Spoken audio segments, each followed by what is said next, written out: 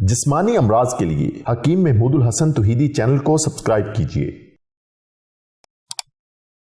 बिस्मिल्लाहिर्रहमानिर्रहीम।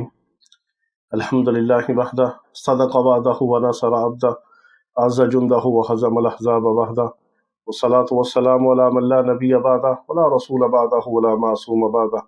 अम्मा बाद, मोहतरम भाई और बहनों, अस्सलामु अलैकुम व रहमतुल्लाहि व बरकातुहू।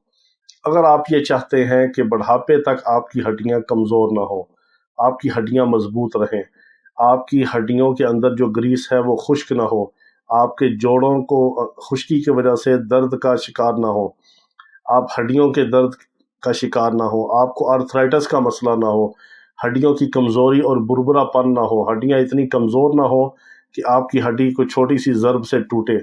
अगर आप चाहते हैं कि आपके पूरे जिस्म की हड्डियां आपकी तभी उम्र तक मजबूत, तंदुरुस्त और तवाना रहें, तो सिर्फ ये दो छोटी सी चीज़ें हैं, इनको अपने इस्तेमाल में रखें। क्योंकि हमारा तो यही ज़िंदगी का मिशन है कि अल्लाह रब्बुल इज़्ज़त हमें अपने बंदों के लिए हिदायत और शिफा का ज़रिया बना दे।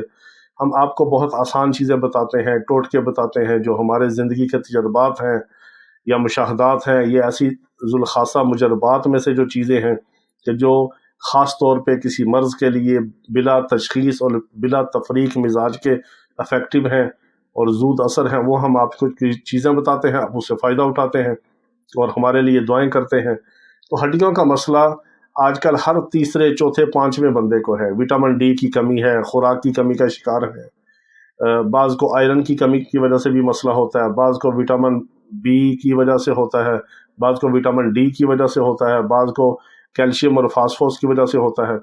तो आपको किसी वजह से भी हड्डियों की कमज़ोरी का मसला हो, या हड्डियों में दर्द रहता हो, या घुटनों की ग्रीस खुश्क हो रही हो, चलने फिरने में दुश्वारी हो, दर्द हो, आपने सिर्फ ये दो चीज़ें अपने इस्तेमाल में रखनी है। सर्दियां हैं तो आप उसमें सफ़ेद तिल, जिसको कुंजल सफ़ेद भी कहते हैं, जो नान के ऊपर और बंद के ऊपर जो तिल लगते हैं सफ़ेद, इनको आप अपने इस्तेमाल में रखें। इनको आपने सिर्फ कूटना नहीं है, इसको आप चबा के भी खा सकते हैं और इनको आपने बिरियां भी नहीं करना, पकाना भी नहीं है। तो तिल को आप शक्कर में मिक्स करके भी खा सकते हैं, वैसे भी खा सकते हैं। और बाज़ लोग ये हैं कि इसको हम बताते हैं कि दूध के अंदर बॉयल करके भी आप तिल इस्तेमाल कर सकते हैं।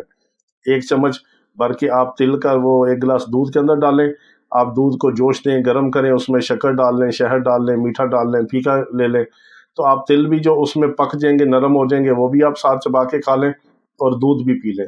दूध और तिल को अपने इस्तेमाल में रखें, सारी ज़िंदगी आपका हड्डियों का कोई मसला नहीं होगा, हड्डियाँ आपकी कमज़ोर नहीं होंगी, हड्डियाँ आपकी बुरबुरापन नहीं होगा, ग्रीस ख़त्म नहीं होगी, हड्डियाँ कमज़ोर होकर टूटेंगी नहीं, आपके नाखून ख़राब नहीं होंगे। और हड्डियाँ और नाखून ये एक ही चीज़ है। हड्डी और कैल्शियम, और नाखून भी कैल्शियम की वजह से है। ये कच्ची हड्डी या करी जो है, ये सब एक ही चीज़ है। तो इसको अगर आप बचाना चाहते हैं तो ये टोटके पे अमल करें, इंशाअल्लाह आप हमें दुआएं देंगे। अल्लाह रब्बुल इज़्ज़त तमाम बीमारों को शिफाए कामिला अता फरमाए। वाखिर दावाना अनिल हम्दुलिल्लाहि रब्बिल आलमीन।